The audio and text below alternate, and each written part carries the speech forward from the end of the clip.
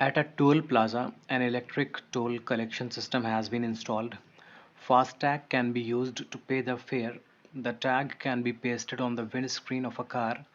At the toll plaza, of a tag scanner is placed. At the toll plaza, a tag scanner is placed at a height of 6 meters from the ground. The scanner reads the information on the tag of the vehicle and debits the desired toll amount from a link bank account. For the tag scanner to function properly, the speed of car needs to be less than 30 km per hour. A car with a tag installed at a height of 1.5 meter from the ground enters the scanner zone. तो ये एक toll plaza है। जब government कोई road बनवाती है तो उस road पर हमारे लिए कार अगर हम चलाएंगे, ट्रक अगर हम चलाएंगे, बस अगर हम चलाएंगे तो हमसे कुछ टैक्स लिया जाता है। ओके, तो टोल प्लाज़ा पर हमसे टैक्स लिया जाता है कार चलाने के लिए, बाइक चलाने के लिए। अलग अलग व्हीकल्स के लिए अलग अलग चार्जेस होते हैं, अलग अलग डिस्टेंसेस के लिए अलग अलग चार्जेस होते हैं। तो फास्ट टैग का यूज़ किया जाता है कम टाइम में ये टैक्सेस लेने के लिए, ये चार्जेस लेने के लिए। तो होता ये है कि हमारी कार पर या बस के ऊपर एक टैग लगा रहता है। आपने देखा होगा ये कार के ऊपर कोई टैग लगा रहता है, इस पर फास्ट टैग लिखा रहता है, या बस के ऊपर कोई टैग लगा रहता है। तो उसी टैग की ये बात कर रहे हैं। तो इस कार के ऊपर कोई टैग लगा होगा और इस टैग को स्कैन करने के लिए जब हम टोल प्लाज़ा पर पहुंचेंगे तो कोई स्कैनर लगा होगा। ये क्या करेगा, इस टैग को स्कैन कर लेगा। स्कैन करने से ये पता लग जाता है कि ये कार किससे बिलोंग करती है और उस कार का कोई अकाउंट से कनेक्शन होगा। ओके, किसी बैंक अकाउंट से कनेक्शन होगा। तो जितने भी चार्जेस होंगे वो बैंक अकाउंट से डिडक्ट हो जाएंगे। ठीक है ना। फॉर एग्जांपल 50 रुपी चार्जेस हैं, तो इसको स्कैन करने के बाद ऑटोमेटिकली 50 रुपीज़ या जो भी चार्जेस होंगे वो डिडक्ट हो जाएंगे। तो यहाँ पर ये लिखा है कि जो ये स्कैनर है ना, ये ग्राउंड से 6 मीटर की हाइट पर है। ओके, ये ग्राउंड है और ये स्कैनर है। तो ये जो हाइट है ना, ये 6 मीटर्स है। आई होप आपको समझ में आ गया। तो अभी क्या हो रहा है ना कि कार एंटर करती है स्कैनर जोन में और इस कार पर एक टैग लगा हुआ है। लेकिन ये जो कार पर टैग लगा हुआ है ये ग्राउंड से 1.5 मीटर की ऊंचाई पर लगा हुआ है। ओके, तो ये पूरी ऊंचाई ग्राउंड से स्कैनर की जो ऊंचाई थी दैट इज़ 6 मीटर्स, और ग्राउंड से जो ये टैग की ऊंचाई है दैट इज़ 1.5 मीटर्स। तो अगर 1.5 मीटर पर ये टैग लगा हुआ है तो अभी टैग के बीच और स्कैनर के बीच जो डिस्टेंस होगा ना वो 6 मीटर से कम हो जाएगा, 6 - 1.5 हो जाएगा। आई होप ये क्लियर है। आई होप आप समझ गए हो कि इनके बीच का ये डिस्टेंस 4.5 मीटर्स होगा। ठीक है ना। चलें, क्लियर हो गया आपको। तो ये जो हाइट होगी ये 4.5 मीटर्स हो जाएगी। तो इस पर बेस्ड कुछ क्वेश्चन पूछा जाएगा, उसके लिए हम चलते हैं नेक्स्ट पेज में। The scanner gets activated when the cars tag is at a distance of 5 metre from it. Okay, तो इमेजिन करो कि कार कोई एंटर करती है। अब कार में सिर्फ टैग वाला पार्ट देखो। ओके, पूरी कार को मैं नहीं दिखा रहा हूँ, कार में टैग यहाँ पर लगा है, मैं सिर्फ टैग को दिखा रहा हूँ। ठीक है ना। तो अभी मैंने आपको ये तो दिखा दिया था कि अगर ये ग्राउंड है और ये है स्कैनर, तो ग्राउंड से स्कैनर की जो ये हाइट थी ना, ये 6 मीटर्स गिवन थी। Right right right right right. लेकिन ये जो कार है ना, कार में ये कार का बेस है और ये कार का वो पॉइंट है जहाँ पर टैग लगा हुआ है। तो टैग से ग्राउंड, इनके बीच का डिस्टेंस 1.5 है, क्योंकि क्वेश्चन में पीछे लिखा हुआ था कि जो कार एंटर कर रही है उस कार में जो टैग लगा हुआ है वो ग्राउंड से 1.5 मीटर की ऊंचाई पर लगा हुआ है। ठीक है ना। तो ये हो गया है 1.5 मीटर्स, ये हो गया है 1.5 मीटर्स। ठीक है ना। तो अगर मैं यहाँ पर एक लाइन ड्रॉ कर दूँ तो आप देखो ना कि ये जो पूरा डिस्टेंस है ना, ये पूरा डिस्टेंस 6 मीटर्स है, ये डिस्टेंस 6 मीटर्स है, ये डिस्टेंस 6 मीटर्स है। आई होप आपको समझ में आ गया। अगर ये 1.5 है तो ये भी 1.5 होगा।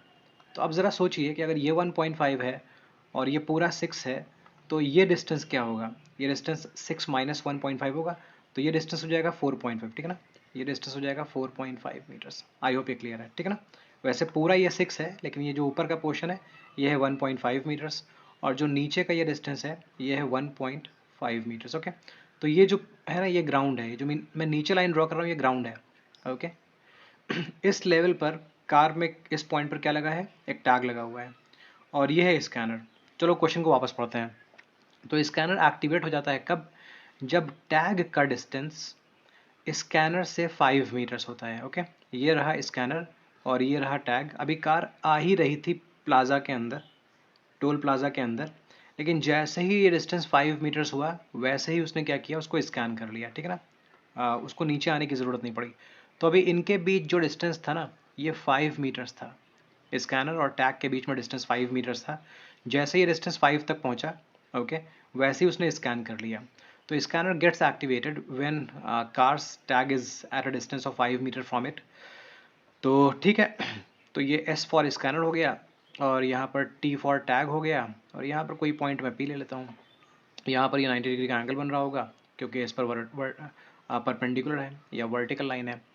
तो बोला गया है give one trigonometric ratio. Trigonometric ratios तो बहुत सारे हैं, साइन है, कॉस है, टैन है, सेक है, कोसेक है, कॉट है। तो इन्होंने बोला है कि कोई एक ट्रिग्नोमेट्रिक रेशियो दो for the angle between the horizontal and the line between the car and the tag. तो हॉरिजॉन्टल लाइन तो ये है, ओके, ये हॉरिजॉन्टल लाइन होती है और ये वर्टिकल लाइन होती है। इन्होंने हॉरिजॉन्टल की बात की है, इसका मतलब इन्होंने इन्होंने इस लाइन की बात की है, ये हॉरिजॉन्टल की बात की है, ठीक है ना। अच्छा, और किस लाइन की बात की है? And the line between the car tag and the scanner. तो कार का टैग ये है और स्कैनर ये है, इनके बीच लाइन ये बन रही है, ओके। तो ये इन दो लाइंस के बीच की बात कर रहे हैं, एक ये लाइन की बात कर रहे हैं और एक ये लाइन की बात कर रहे हैं, ठीक है ना। और देखो ये पूरा जो ट्रायंगल है ये राइट एंगल ट्रायंगल है। तो ज़रा देखते हैं कि किस ट्रिग्नोमेट्रिक रेशियो को हमें लेना चाहिए। देखो ज़रा ध्यान से, 90 के ऑपोजिट जो साइड है वो होता है हाइपोटेन्यूज, और वो 5 मीटर्स गिवन है। तो हाइपोटेन्यूज हमें मालूम है। और अगर हम यहाँ पर कोई एंगल ले लें, इन्होंने इसी एंगल की बात भी की है, angle between horizontal and this line. तो इस एंगल को मैं मान लेता हूँ, क्या मान लेता हूँ, थीटा मान लेता हूँ, थीटा मान लेता हूँ। इन्होंने बोला है कि इसके और इसके बीच का एंगल लेना, तो मैंने इसीलिए इस एंगल को लिया है, नाम कुछ ले लिया है, थीटा मान लो, एक्स मान लो, अल्फा मान लो, बीटा मान लो, जो लेना चाहो ले सकते हो, मैंने थीटा मान लिया है, ठीक है ना। अच्छा जी, थीटा के जस्ट सामने जो है डिस्टेंस वो हमको मालूम है, 4.5 है, परपेंडिकुलर 4.5 है, और हाइपोटेन्यूज 5 है। तो अगर आपको परपेंडिकुलर मालूम है और हाइपोटेन्यूज मालूम है, तो आपको साइन यूज़ करना चाहिए। क्यों? क्योंकि साइन होता है परपेंडिकुलर अपॉन हाइपोटेन्यूज। अगर बेस और हाइपोटेन्यूज मालूम होता तो कॉस यूज़ कर लेते हैं, अगर बेस और परपेंडिकुलर मालूम होता तो हम टैन यूज़ कर लेते हैं, ओके। तो जो चीज़ें हमें गिवन है, जो इन्फॉर्मेशन हमें गिवन है, उसके हिसाब से हमें साइन यूज़ करना चाहिए। तो हम लिखेंगे साइन, एंगल है थीटा, परपेंडिकुलर है एस पी जिसकी वैल्यू है 4.5, और हाइपोटेन्यूज है 5, ठीक है ना। तो बस यही चाहिए था। इसको आप सिंप्लीफाई करना चाहो तो आप ऊपर नीचे 10 से कर दो पहले मल्टीप्लाई, तो ये 4.5 बनेगा 45 और 5 बनेगा 50।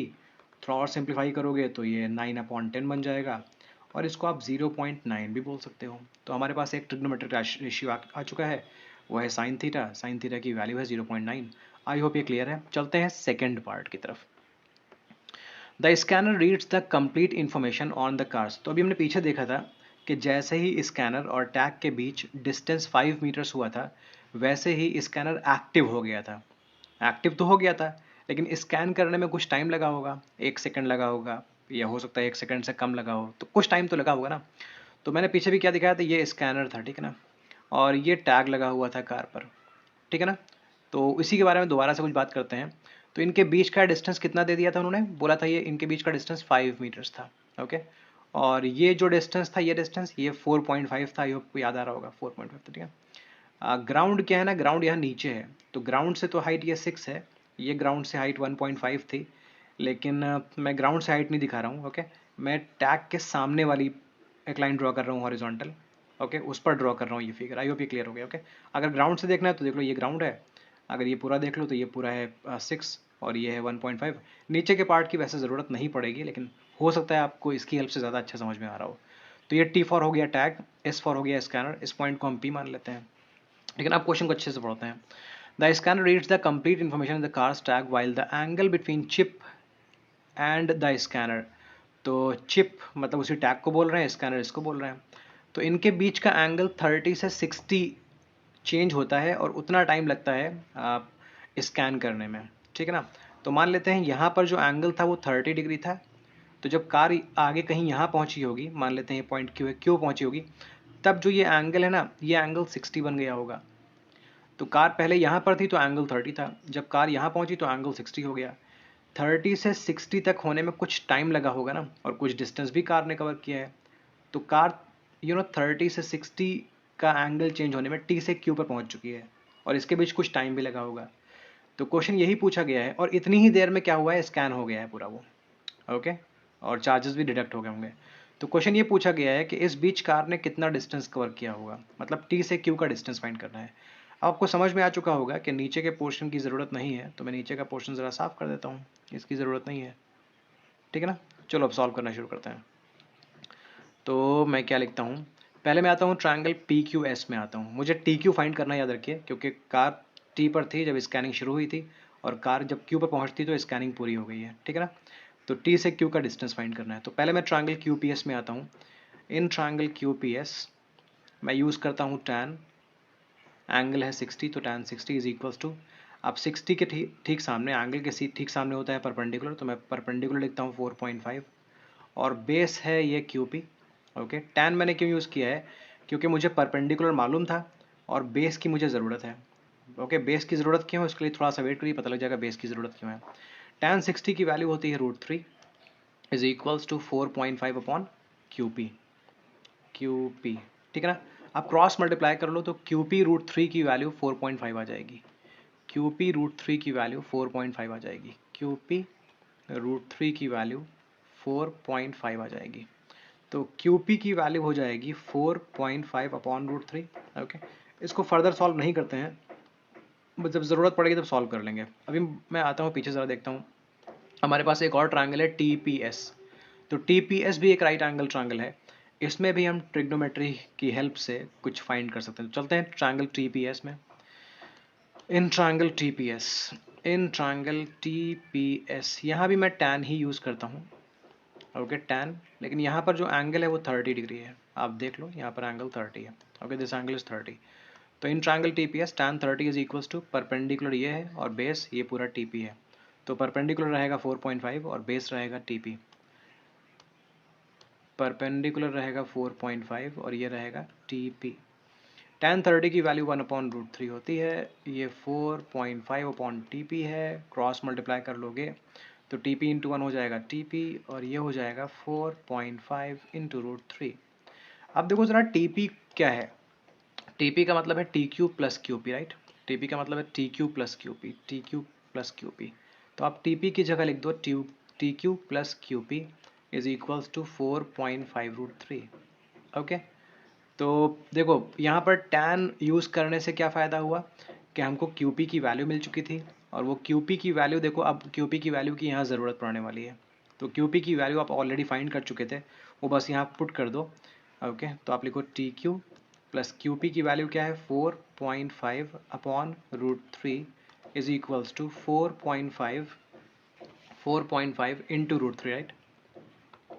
अब ज़रा ध्यान से देखो, आपको फाइंड क्या करना था, आपको यही तो फाइंड करना था ना, टी से क्यू का डिस्टेंस कितना है। और देखो अभी आपको टी क्यू मिल जाएगा अगर आप इसको सिंप्लीफाई कर लो तो, चलो बस सिंप्लीफाई करना बाकी है, टी क्यू मिल जाएगा। तो टी क्यू की वैल्यू हो जाएगी, टी क्यू की वैल्यू क्या हो जाएगी, राइट साइड में लिखा है 4.5 √3, तो राइट साइड में 4.5 √3 लिखते हैं, 4.5 √3 लिखते हैं, और 4.5 अपॉन √3 जो कि लेफ्ट साइड में था उसको हमने भेज दिया राइट साइड में। सी, ये था लेफ्ट साइड में, मैंने इसको भेज दिया राइट साइड में। लेफ्ट में पॉजिटिव था लेकिन राइट में पहुंचकर नेगेटिव बन चुका है। चलो जी, अब यहाँ √3, देखो यहाँ डिनोमिनेटर क्या था, 1 था, यहाँ डिनोमिनेटर क्या था, √3 था। तो दोनों का डिनोमिनेटर सेम करने के लिए मैंने क्या √3 ले लिया है। ओके, अगर यहाँ पर 1 है तो 1 और √3 को मल्टीप्लाई करो, √3 आ जाएगा, इस तरह से √3 आ गया। 4.5 √3 को √3 से मल्टीप्लाई करना पड़ेगा। ओके, फ्रैक्शंस को ऐड करना और सब्ट्रैक्ट करना तो जानते ही हो गया आप, तो ये बात समझ गए होगे आप। -4.5 हो जाएगा, 4.5 रहेगा, √3 इंटू √3 3 रहेगा, -4.5 रहेगा, अपॉन में √3 रहेगा। 4.5 को √3 से मल्टीप्लाई करोगे 13.5 आ जाएगा, -4.5 आ जाएगा, अपॉन में √3 हो जाएगा। 13.5 -4.5 को आप लिख सकते हो 9 अपॉन √3 हो जाएगा। आंसर आ चुका है, लेकिन प्रॉब्लम ये है कि इस आंसर में डिनोमिनेटर में इर्रेशनल नंबर है, ये सही नहीं है, हमें इसको थोड़ा सिंप्लीफाई करना चाहिए। तो अगर आप इसको √3 अपॉन √3 से मल्टीप्लाई कर दो ना तो कुछ हेल्प मिल सकती है। तो नेक्स्ट स्टेप में चलते हैं और देखते हैं टी क्यू की वैल्यू हमें क्या मिलेगी। तो टी क्यू की वैल्यू क्या मिल जाएगी, आपने ऊपर मल्टीप्लाई कर दिया है √3 से, तो ऊपर हो गया है √3, 9 √3, नीचे √3 इंटू √3 3 बन गया है। तो टी क्यू की वैल्यू हो जाएगी 9/3 का मतलब 3 होता है, 3 √3 मीटर्स हो जाएगा, ठीक है ना। इसी आंसर को अगर आप डेसिमल में देना चाहो तो आप √3 की वैल्यू लिख दो जो कि 1.732 होती है, तो ये हो जाएगा 5.196 मीटर्स। तो आप ये आंसर भी दे सकते हो, ये आंसर भी दे सकते हो। अगर ये क्वेश्चन में MCQs में आ जाए और ऑप्शंस गिवन हो तो हो सकता है ये ऑप्शन दिया हो या फिर हो सकता है ये ऑप्शन दिया हो। आई होप समझ में तो आ गया है, लेकिन शायद इसमें एक और पार्ट भी है, उसको भी देख लेते हैं। A vehicle with a tag pasted at a height of 2 metre. जिस क्वेश्चन की अभी तक हम बात कर रहे थे, जिस कार की हम बात कर रहे थे, उस कार में जो टैग लगा था वो ग्राउंड से 1.5 मीटर की ऊंचाई पर लगा था। लेकिन जो अभी एक कार है ना जिसके बारे में अब ये बात कर रहे हैं, इस कार में जो टैग लगा है वो ग्राउंड से 2 मीटर की ऊंचाई पर लगा है।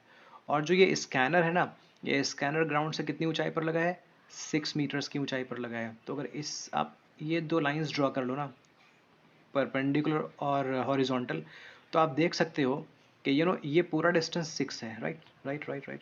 ओके, बताया गया था ग्राउंड से जो स्कैनर है वो 6 मीटर की ऊंचाई पर है, और ये जो कार पर टैग लगा है ये 2 मीटर की ऊंचाई पर है। तो अगर ये डिस्टेंस 2 है तो ये भी 2 होगा, तो ये भी 2 होगा, तो ये भी 2 होगा, ये 2 होगा, ठीक है। तो अगर यहाँ पर ये पूरा 6 है और ये इतना पार्ट 2 है, तो ये ऊपर का पार्ट तो 4 हो गया ना। आई समझ में आ गया। तो सिर्फ ऊपर का पार्ट अब मैं दिखा देता हूँ, सिर्फ ऊपर का पार्ट में दिखा देता हूँ कि ऊपर का जो पार्ट होगा ना वो कितना होगा, ये 4 हो जाएगा, ये 4 मीटर हो जाएगा। ओके, ये नीचे का पार्ट 2 मीटर है, टोटल 6 मीटर है, ठीक है ना। अच्छा जी, तो एक व्हीकल है जिसमें जो टैग पेस्ट किया गया है वो ग्राउंड से 2 मीटर की ऊंचाई पर है, वो स्कैनर जोन में रुकता है आकर।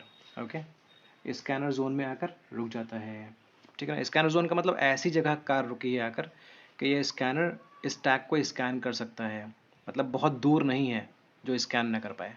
स्कैनर जोन का मतलब ऐसी जगह आ चुका है कि स्कैन हो सकता है। Scanner reads the data eight an angle of 45 degree. तो इस स्कैनर ने इस टैग को रीड कर लिया है कब? जब यहाँ पर एंगल 45 डिग्री बना हुआ है तब। तो पूछा यह गया है कि डिस्टेंस कितना होगा टैग और स्कैनर स्कैनर के बीच में। तो T for tag, sorry, S for scanner यहाँ पर है और टी फॉर टैग यहाँ पर है। मैं इस पॉइंट का नाम पी रख लेता हूँ। तो इनके बीच का डिस्टेंस फाइंड करना है, तो बहुत ईजी है। देखो, आपको ये हाइपोटेन्यूज फाइंड करना है ना, क्योंकि 90 के सामने वाली चीज़ हाइपोटेन्यूज, तो ये फाइंड करना है, ठीक है ना। और एंगल के सामने वाली चीज़ गिवन है, मतलब परपेंडिकुलर गिवन है। राइट एंगल ट्रायंगल में अक्यूट एंगल के सामने जो चीज़ लिखी होती है वो क्या होती है? वो परपेंडिकुलर होता है। तो परपेंडिकुलर हमें बता दिया गया है, और 90 के सामने वाली चीज़ हमें फाइंड करनी है, मतलब हाइपोटेन्यूज फाइंड करना है। तो परपेंडिकुलर गिवन है, हाइपोटेन्यूज फाइंड करना है। अब आप सोचो ना, परपेंडिकुलर हाइपोटेन्यूज किस में आता है? साइन में आता है, कॉस में आता है, टैन में आता है। तो ये आता है साइन में। तो इसके लिए आप यहाँ पर साइन यूज़ करो। साइन एंगल 45 है, परपेंडिकुलर ये एस पी है जिसकी वैल्यू 4 है, हाइपोटेन्यूज ये टी एस है जो हम फाइंड करना चाहते हैं, T for tag, S for scanner, इनके बीच का डिस्टेंस फाइंड करना चाहते हैं। साइन 45 की वैल्यू 1/√2 होती है, ये है 4/TS। तो टी एस की वैल्यू क्या हो जाएगी? टी एस की वैल्यू हो जाएगी 4√2। आई होप ये क्लियर है। तो 4√2 मीटर्स है।